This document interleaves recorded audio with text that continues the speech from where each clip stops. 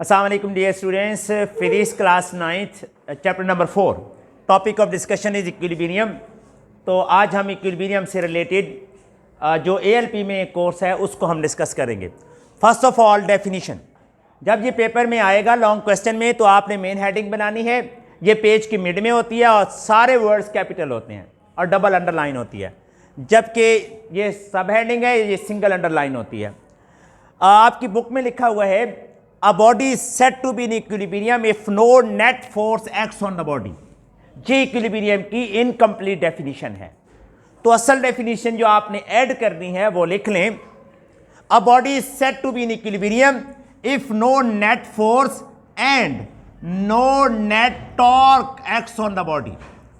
ये दोनों की दोनों वर्ड्स आपने यूज करने हैं। मैं रिपीट करता हूं, A body is said to be in equilibrium if no net force and no net torque acts on the body। Clear? ये डेफिनेशन है। इस डेफिनेशन के साथ आपने लिखना है बाद में इट मींस, इसका क्या मतलब है? नो नेट फोर्स, इसका मतलब है जितनी भी फोर्सेज हैं, ये है सिग्मा का साइन। कौन सा साइन है? सिग्मा। सिग्मा टोटल फोर्सेस को, नेट फोर्स को शो करता है, सबमिशन को शो करता है। No net force acts on the body, sigma का साइन है, ग्रीक वर्ड है। ये किसको शो करता है? नेट फोर्स या सबमिशन को, टोटल को। और no net torque acts on the body. जब शॉर्ट क्वेश्चन में इक्विलिब्रियम की डेफिनेशन आ जाए तो हमने डेफिनेशन लिखनी है मेन हेडिंग बना के, सब हेडिंग बना के। A body is said to be in equilibrium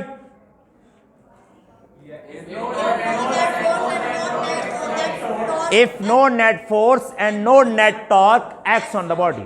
It means sigma F is equal to 0, sigma tau is equal to 0। ये साइन है टॉर्क का, टॉ, टी छोटे से टी से शो करेंगे, टॉ वर्ड है बेसिकली। क्लियर? इसके बाद हमारे पास इंपॉर्टेंट है कंडीशंस ऑफ इक्विलिब्रियम। कंडीशन जी शॉर्ट में आएगा तो हमने डेफिनेशन और बस ये सिग्मा का देना है। यहां तक देना है। अगर शॉर्ट में आता है डिफाइन इक्विलिब्रियम तो डेफिनेशन प्रॉपर तरीके से, और ये दो वर्ड्स काफ़ी हैं। एग्जाम्पल भी लिखी जा सकती है लेकिन इतना काफ़ी है, आपको फुल मार्क्स मिल सकते हैं। कंडीशंस, आप देखिए कि मैंने डेफिनेशन में दो इंपॉर्टेंट पॉइंट्स लिखे हैं। ये दो इंपॉर्टेंट कंडीशंस हैं for the body to be in equilibrium. Okay, there are two conditions for equilibrium। Number 1, कभी कभी शॉर्ट क्वेश्चन में आता है write first condition of equilibrium. Short question आता है तो हम लिखेंगे according to first condition of equilibrium, according to first condition of equilibrium, of equilibrium. क्या फर्स्ट कंडीशन है भाई? A body is said to be in equilibrium if no net force acts on the body। तो first condition क्या है? According to first condition of equilibrium, no net force should act on the body। क्या है जी? No net force। आपने force नहीं लिखना, no net force act on the body, कि body के ऊपर कोई नेट फोर्स एक्ट ना करे। No net force should act on the body. ये फर्स्ट कंडीशन है, शुड का वर्ड ऐड कर देते हैं। It means sigma F is equal to 0। ये आपके पास क्या हो गया? First condition. अब फर्स्ट कंडीशन अगर लॉन्ग में आ जाए तो आपने क्या लिखना है?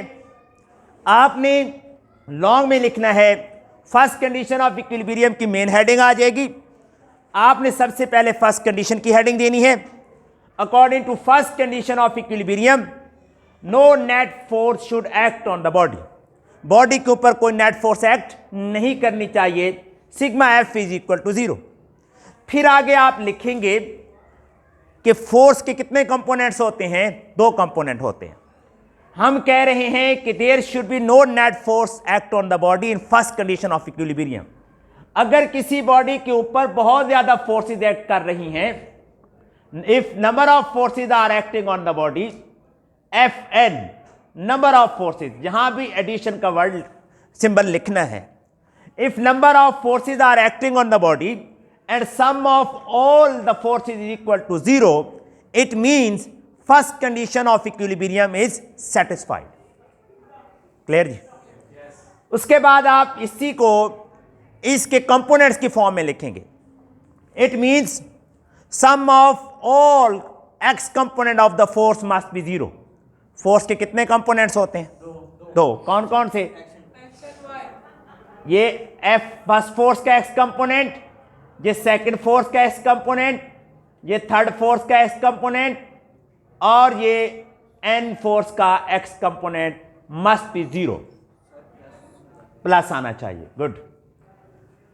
Similarly sum of all components, कौन से कंपोनेंट्स आप लिखेंगे? वर्टिकल कंपोनेंट्स, जिन्हें हम क्या कहते हैं? Y components, must be equal to 0. F N Y, ये एन है, मस्ट बी इक्वल टू 0. तो इन्हीं दो लाइंस को मैं ऐसे भी लिख सकता हूं, समीशन कौन सा? एक्स कंपोनेंट का मस्ट बी इक्वल टू 0, और समीशन किसका? वर्टिकल कंपोनेंट का मस्ट बी इक्वल टू 0. अगर शॉर्ट में आएगा, क्या शॉर्ट में आ सकता है? राइट बोले फर्स्ट कंडीशन ऑफ इक्विलिब्रियम. तो आप यहां से लिखेंगे, क्या लिखेंगे? According to first condition of equilibrium should act on the body, sigma F is equal to 0. यहां तक काफी है. लेकिन अगर आपको लॉन्ग में आता है तो फिर आपने क्या एक्सप्लेन करना है कि नंबर ऑफ फोर्सेस एक्ट कर रही हैं, सब फोर्सेस का जो सम है वो क्या होना चाहिए? 0. फिर आप साथ क्या ऐड करेंगे कि फोर्स के कितने कंपोनेंट्स होते हैं? दो components. For a body according to first condition of equilibrium sum of X component of all the forces must be equal to 0. Similarly sum of vertical components of all the forces must be equal to 0. It means summation fx must be 0, summation fy must be 0. Long question में फिर आपने नीचे examples भी देनी हैं. Example अब मैं explain करूंगा जी. अगर कोई टेबल है और टेबल के ऊपर बुक पड़ी है, ये लेट्स सपोज के टेबल है, इस टेबल के ऊपर बुक है. बताएं जरा, इस बुक के ऊपर कितनी फोर्सेस लग रही हैं? 2. कौन कौन सी? वेट वर्टिकली डाउनवर्ड और reaction of the table vertically upward. दोनों फोर्सेस क्या होंगी? इक्वल और ऑपोजिट. तो नेट फोर्स क्या होगी? 0. This body will be in equilibrium. कोई question? A force, a book laying on the table is satisfying first condition of equilibrium. इसी तरह दूसरी कौन सी एग्जांपल है हमारे पास? पिक्चर वाली. लेट्स सपोज कि ये पिक्चर है, इस पिक्चर को 2 स्ट्रिंग्स के साथ ऐसे दीवार के साथ हैंग किया गया है. अब बताएं कितनी फोर्सेस लग रही हैं? 3. वेट वर्टिकली डाउनवर्ड, इधर से फोर्स टेंशन की और इधर से फोर्स टेंशन की. अपवर्ड फोर्सेज और डाउनवर्ड फोर्सेज इक्वल हैं और ऑपोजिट है. नेट फोर्स कोई एक्ट नहीं कर रही. ऊपर वाली फोर्सेज कौन कौन सी हैं? F1 plus F2. नीचे वाली फोर्स कौन सी है? वेट. ये इक्वल हैं और ऑपोजिट इन डायरेक्शन है. अगर आप इन तीनों को ऐड करेंगे तो आंसर 0 आएगा, और अगर आंसर 0 आ रहा है it means first condition of equilibrium is satisfied. Clear? जब ये बुक टेबल के ऊपर पड़ी थी तो क्या ये बुक मूव कर रही थी? नहीं. क्या ये बुक इक्विलिब्रियम में थी? इक्विलिब्रियम में तो थी. क्यों इक्विलिब्रियम में थी? नंबर ऑफ फोर्सेस एक्ट कर रही थी, लेकिन नेट फोर्स क्या थी? 0. तो फर्स्ट कंडीशन ऑफ इक्विलिब्रियम क्या थी? सेटिस्फाइड. ओके. ये बुक है टेबल के ऊपर, क्या इसके ऊपर फोर्सेस लग रही हैं? बोले लग रही हैं. कितनी? 2. क्या इसके ऊपर नेट फोर्स लग रही है? नेट फोर्स नहीं लग रही. फोर्स और रिएक्शन ऊपर की तरफ लग रही है, वेट नीचे की तरफ एक्ट कर रहा है, दोनों फोर्सेस एक दूसरे को कैंसिल कर देते हैं, तो नेट फोर्स क्या है? जीरो। फोर्स और नेट फोर्स के कॉन्सेप्ट को समझें। इसके ऊपर 3 फोर्सेस लग रही थी, कौन कौन सी? F1, F2 और वेट, लेकिन नेट फोर्स क्या है? जीरो। अगर कोई बॉडी रेस्ट में है और वो इक्विलिब्रियम में भी है तो उसे कहते हैं स्टैटिक इक्विलिब्रियम। क्या कहते हैं? क्या कहते हैं? Static equilibrium. अगर कोई बॉडी मूव कर रही है और वो इक्विलिब्रियम में भी है तो उसे क्या कहेंगे? Dynamic equilibrium. क्या कहेंगे? डायनामिक। अब आप बताएं कोई ऐसी बॉडी जो मूव कर रही हो और इक्विलिब्रियम में हो, बताएं।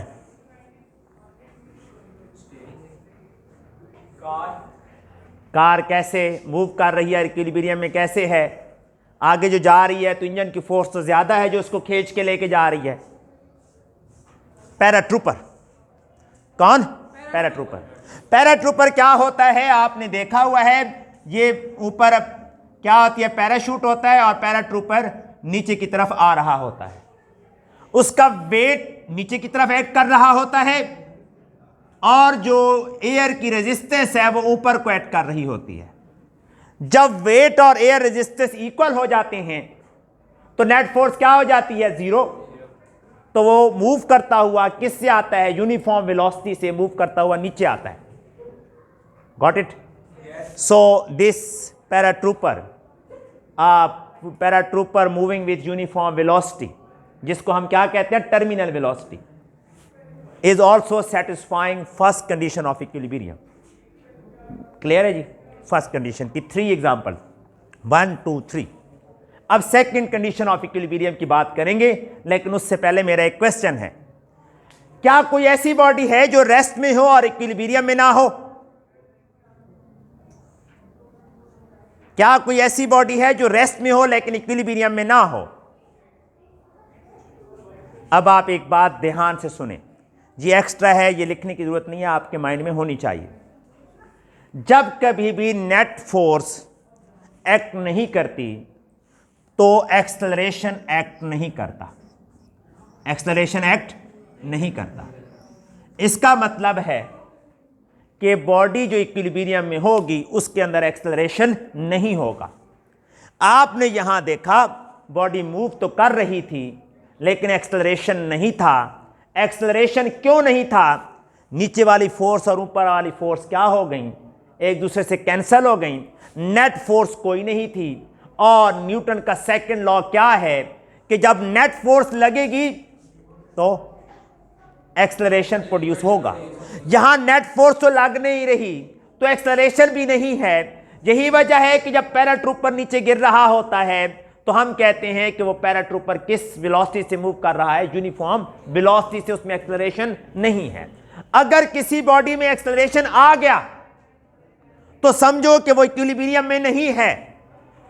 एक्सेलरेशन ये ऐसे भी हो सकता है, एक्सेलरेशन सीधी लाइन में बॉडी तेज हो सकती है, ये इस यूनिफॉर्म स्पीड से मूव करती है फिर बाद में तेज हो सकती है। इसे कहते हैं लीनियर एक्सेलरेशन। ये देखिए मैंने फोर्स लगाई साइड पे, लीनियर एक्सेलरेशन। बॉडी के अंदर लीनियर एक्सेलरेशन नहीं होना चाहिए। अगर बॉडी पे कोई नेट फोर्स एक्ट ना करे तो उसमें लीनियर एक्सेलरेशन क्या होता है? जीरो। अगर लीनियर एक्सेलरेशन जीरो है तो इसका मतलब है नेट फोर्स नहीं लग रही और बॉडी किस में है? इक्विलिब्रियम। अब बताएं, ये बोर्ड मार्कर है, बोर्ड मार्कर मैंने फेंका ऊपर, मैक्सिमम हाइट पे गया, रेस्ट में था ना। बोर्ड मार्कर की स्पीड वेलोसिटी मैक्सिमम हाइट पे कितनी होती है? जीरो। और फिर नीचे आता है। जब ये मैक्सिमम हाइट पे गया तो in the state of rest था ना, क्या इसमें एक्सेलरेशन था? बोले। जब मैंने इसको फेंका तो एक्सेलरेशन है ऊपर जो जा रहा है। जब यहां पे रुका क्या एक्सेलरेशन था? वहां पे लीनियर एक्सेलरेशन तो चलो हम कहें कि मोशन नहीं थी, लेकिन भाई ग्रेविटेशनल एक्सेलरेशन तो है ना, जी की वैल्यू तो है ना। जी की वैल्यू आप क्या लेंगे इस बॉडी पे जब यहां पहुंचेगा? -10 लेंगे जब ऊपर जाता है तो मीटर पर सेकंड स्क्वायर। तो इसका मतलब है if a ball is thrown but upward in air at maximum height, that ball will be बोले in the state of rest, but that will have gravitational acceleration and that body will not be in the state of equilibrium. मेरी बात समझ आ गई है? क्या कहा मैंने कि हाँ ऐसी बॉडी हो सकती है। कैसी? जो रेस्ट में भी हो लेकिन इक्विलिब्रियम में ना हो। बात क्लियर हो गई? अब मेरा क्वेश्चन है, क्या कोई ऐसी बॉडी हो सकती है जो मूव कर रही हो और इक्विलिब्रियम में हो सकती है। अभी तो बताया है। अगर कोई बॉडी यूनिफॉर्म वेलोसिटी के साथ मूव कर रही है और उसमें एक्सेलरेशन नहीं है तो इसका मतलब है वो किस में है? वो इक्विलिब्रियम में है। Got it? अब हम पढ़ते हैं जी सेकंड कंडीशन ऑफ इक्विलिब्रियम। कौन सी जी? Second condition of equilibrium. जी सेकंड कंडीशन क्या है बच्चों? जैसा कि मैंने यहां से डेफिनेशन से क्लियर किया था, ये सेकंड कंडीशन है। तो हम क्या लिखेंगे? According to second condition of equilibrium. बोले कोई बच्चा बोले जी क्या लिखना है? अकॉर्डिंग टू जी कंडीशन ऑफ इक्विलिब्रियम, शाबाश, बिरियम, no net torque should act on the body. जी क्लियर है? Should act on the body. जी ये है इसकी मैथमेटिकल फॉर्म सेकंड कंडीशन की। Got it? अब जब फर्स्ट कंडीशन थी तो सेकंड की क्या जरूरत है कोई जरूरत? देखें जी, ये है एक ब्लॉक, ये डेफिनेशन हो गई। अब आपने नीचे एक्सप्लेनेशन लिखनी है। शॉर्ट में आएगा तो ये काफी है। अब हमने क्या लिखनी है? एक्सप्लेनेशन। एक्सप्लेनेशन देखें भाई, एक्सप्लेनेशन के अंदर हम ये बात लिखेंगे कि सेकंड कंडीशन की जरूरत क्यों है। देखते हैं जी। अब मेरा क्वेश्चन है जी आपसे, फर्स्ट कंडीशन जब फुलफिल होती है तो बॉडी में कौन सी चीज नहीं होती?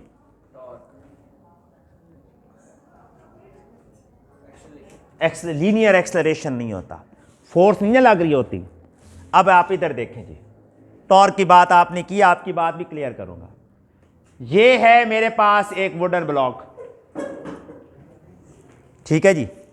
ये इसका मिड पॉइंट, एक मिड पॉइंट, एक फोर्स लग रही है इधर F1 2 न्यूटन की, दूसरी फोर्स लग रही है इस साइड पे। ये एरो बराबर होने चाहिए अगर मैं इक्वल बना रहा हूं। अगर थोड़ी बहुत एरोज में मिस्टेक होती है तो उसको इग्नोर कीजिएगा। F2 ये भी कितने न्यूटन है? 2 न्यूटन।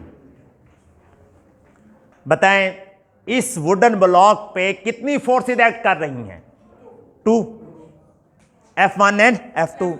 ये बताएं कि इस वुडन ब्लॉक पे नेट फोर्स कितनी है? नेट फोर्स 0 है। क्यों नेट फोर्स 0 है? बोले नेट फोर्स 0 क्यों है? दोनों इक्वल हैं और ऑपोजिट हैं, कैंसल हो गई। फर्स्ट कंडीशन क्या हो गई? सेटिस्फाई। और ये किस में है? इक्विलिब्रियम में। अब मैं line of action of force को चेंज करता हूं। क्या शिफ्ट करता हूं? Line of action of force. देखिएगा जी, वही वुडन ब्लॉक, वही इसका सेंटर। अब मैं एक फोर्स लगाता हूं यहां पे F1 कितनी? 2 न्यूटन। दूसरी फोर्स मैं लगाता हूं, F1 उधर हो गई। दूसरी फोर्स कौन सी जी? F2 मैं इसकी लाइन शिफ्ट करता हूं, F2 लगाता हूं यहां पे। जी कितनी फोर्सेज ऐड कर रही हैं इसके ऊपर? बोलें 2। नेट फोर्स कितनी है? 0, क्योंकि दोनों इक्वल एंड ऑपोजिट हैं। क्या ये बॉडी इक्विलिब्रियम में होगी? ऊपर तो एक दूसरे से कैंसल हो रही थी, हमने कहा इक्विलिब्रियम में है। अब क्या हुआ? वही मैंने सिर्फ line of action of force change की है। ये इसकी लाइन है, line of action of force, ये इसकी line of action of force. अब की बार क्या होगा? अब की बार ये फोर्सेस क्या प्रोड्यूस कर सकती हैं? टर्निंग इफेक्ट, इसको रोटेट कर सकती हैं। ये फोर्सेस रोटेट नहीं कर सकती, ये रोटेट कर सकती हैं। जब एक ऑब्जेक्ट रोटेट होता है, क्या होता है? चाहे वो कांस्टेंट स्पीड से ही रोटेट क्यों ना हो, उसकी डायरेक्शन क्या होती है? हर लम्हा चेंज होती है। और उसमें क्या प्रोड्यूस होता है? Angular acceleration. क्या प्रोड्यूस होता है? एंगुलर एक्सेलरेशन की वजह से ये बॉडी इक्विलिब्रियम में नहीं है। तो अगर नेट फोर्स जीरो हो भी जाए, क्या कहा मैंने? नेट फोर्स जीरो हो भी जाए तो सम टाइम्स हो सकता है कि बॉडी पे एक्ट होने वाली फोर्सेस क्या कर दें, उसमें टर्निंग इफेक्ट प्रोड्यूस कर दें। और जब टर्निंग इफेक्ट आ जाएगा तो टर्निंग इफेक्ट आएगा तो कौन प्रोड्यूस होगा? एक्सेलरेशन। कौन सा एक्सेलरेशन? Angular acceleration. कौन सा? एंगुलर एक्सेलरेशन प्रोड्यूस हो गया तो इसका मतलब है बॉडी में तो एक्सेलरेशन आ गया, और जब बॉडी में एक्सेलरेशन आ जाए तो बॉडी इक्विलिब्रियम में नहीं होती। इसलिए यह जरूरी है कि फर्स्ट कंडीशन भी पूरी होनी चाहिए और सेकंड कंडीशन भी क्या होनी चाहिए? पूरी होनी चाहिए। In order for a body, in order to be in equilibrium for a body, both conditions of the equilibrium must be satisfied. कौन कौन सी कंडीशन है? कौन सी है? No net force should act on the body. Second कौन सी है? फर्स्ट कंडीशन इक्विलिब्रियम होगी, सेटिस्फाई होगी फर्स्ट कंडीशन ऑफ इक्विलिब्रियम, तो कौन नहीं होगा? Linear acceleration. कौन नहीं होगा? Linear acceleration. और अगर सेकंड कंडीशन सेटिस्फाई होगी तो कौन नहीं होगा? Angular acceleration. तो इक्विलिब्रियम की एक कॉम्प्रिहेंसिव डेफिनेशन क्या हो सकती है? एक कॉम्प्रिहेंसिव डेफिनेशन इसके अलावा, a body is said to be in equilibrium if no linear acceleration and no angular acceleration will act on it. अगर आप कहेंगे कि a body is said to be in equilibrium if no linear acceleration will act on it, it means आप ये बात कर रहे हैं। और अगर आप कहते हैं a body is said to be in equilibrium if no angular acceleration is acting on it, इसका मतलब क्या है? आप ये बात कर रहे हैं। Any doubt? सो ये शॉर्ट क्वेश्चन में आ सकता है, define equilibrium, right first condition of equilibrium short question में आ सकता है, right second condition of equilibrium short question में आ सकता है। शॉर्ट क्वेश्चन कॉन्सेप्ट बेस पे बना तो ये आएगा why there is need of second condition of equilibrium. तो आपने ये वुडन ब्लॉक फोर्सेस की line of action of forces के हिसाब से इसको एक्सप्लेन करना है और एंगुलर एक्सेलरेशन की बात भी करनी है। That's all for today. Equilibrium का टॉपिक कंप्लीट है हमारा, इसको रिवाइज कीजिएगा। Thank you very much.